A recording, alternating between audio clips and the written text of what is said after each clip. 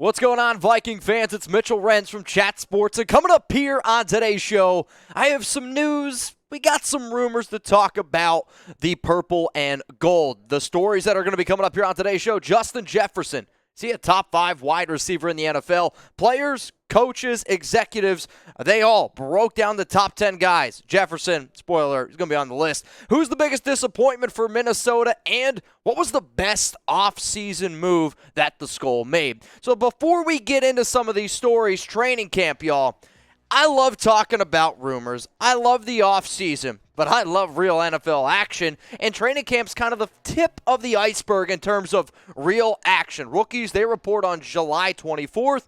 The veterans, they report on July 26th. So, if you guys are excited for Vikings training camp, for real football to actually happen, I want you to smash that like button. Not too hard. I don't want you to break your computer, but I at least want you to click it. Let's get over 1,000 likes on this video if you're excited for training camp. One player that I can't wait to see in training camp, maybe in the preseason, definitely in the regular season, it's Justin Jefferson. And he was ranked in the top 5 of ESPN's annual positional rankings. And if you haven't seen them, they've done quarterbacks, running backs, they've done a few players on the defensive side of the football, but they just released their top 10 wide receivers. And this list is made again by executives, coaches, players in the league. At number 1, Davante Adams, playing for the Las Vegas Raiders. Cooper Kupp at 2. Jamar Chase at 3.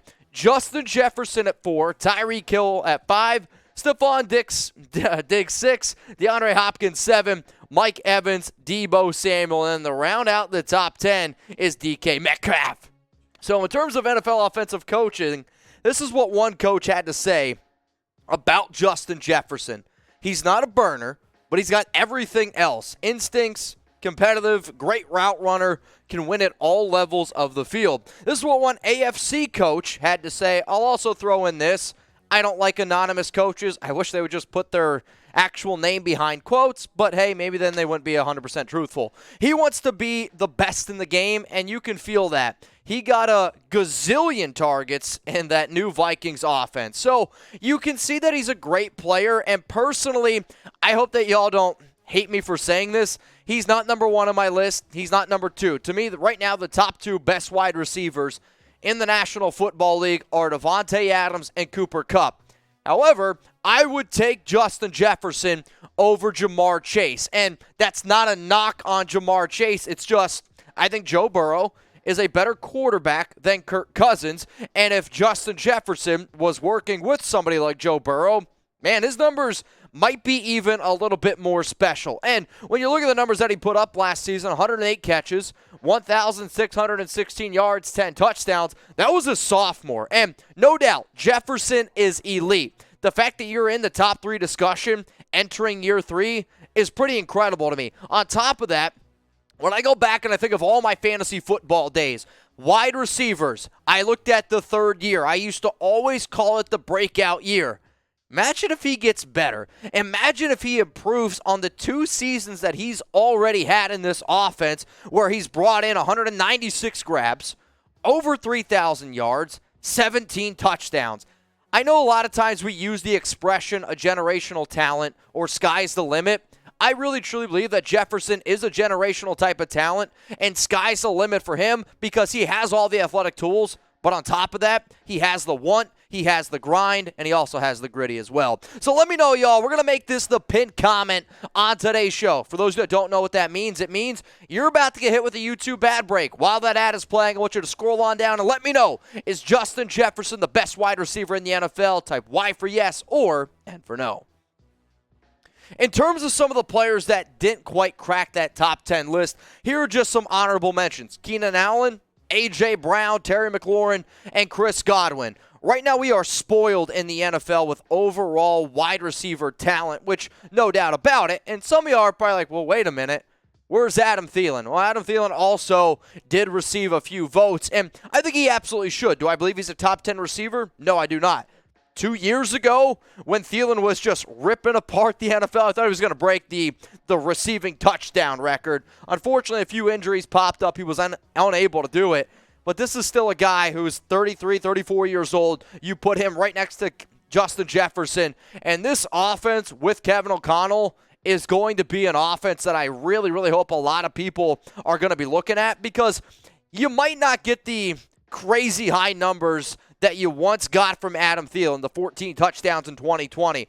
But there's no reason to me why he can't be, again, around 70 grabs, around 800, 900 yards. And the thing that Thielen has always done a very good job, especially with Cousins, is he gets open for first downs and he gets open in the red zone. Personally, I'll take a receiver who's got connections and who's got chemistry with my quarterback in the red zone over between the 20s any single day of the freaking week. So how about this? We talked about Thielen. We talked about Justin Jefferson. And these shows are about being honest, and I always try to be very transparent with y'all, and I hope you're very honest with each other in the comments section.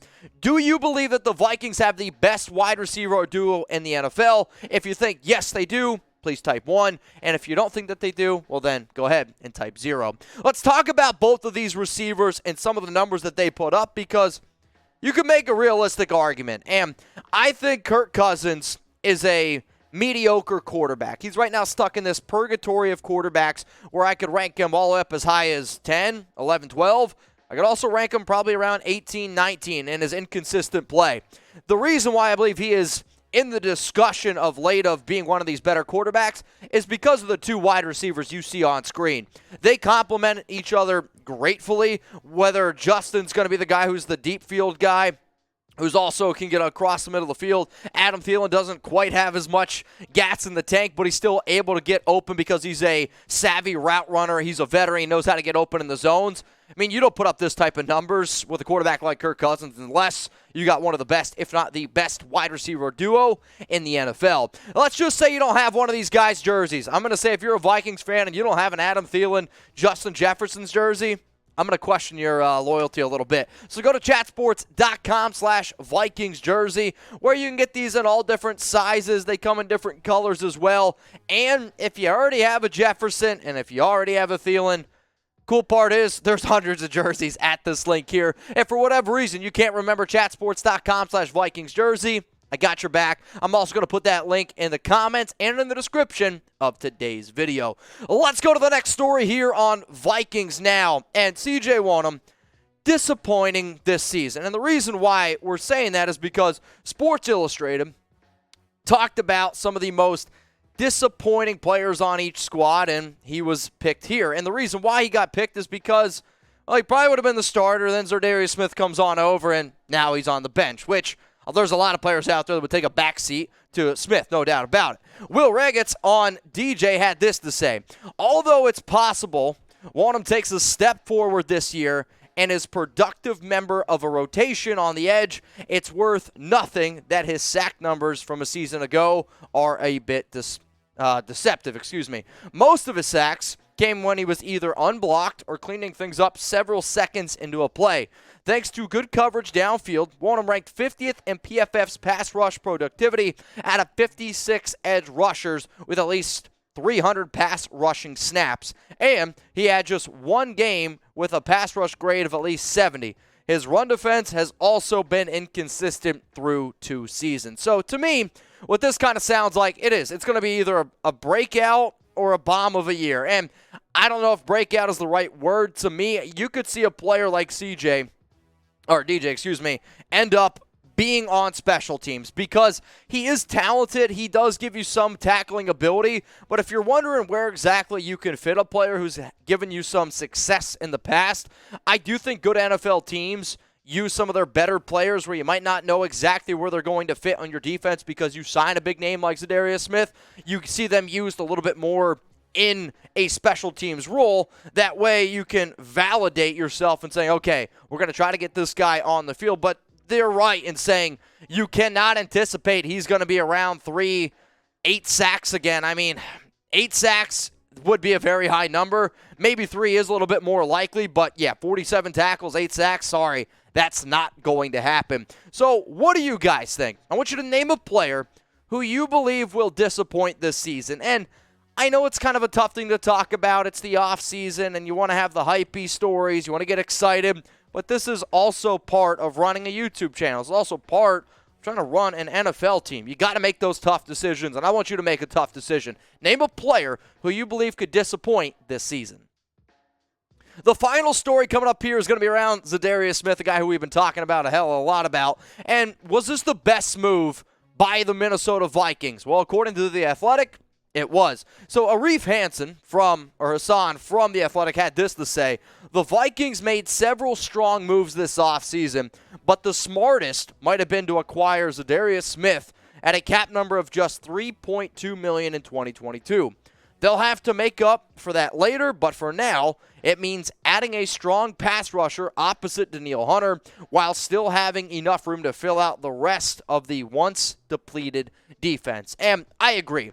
This was the best move of the offseason. I know Za'Darius had some issues where he signed, I believe it was with Baltimore, then that deal ended up falling through, and he landed in a good home. Last season, he battled injuries. That's why he only played in one game, one tackle.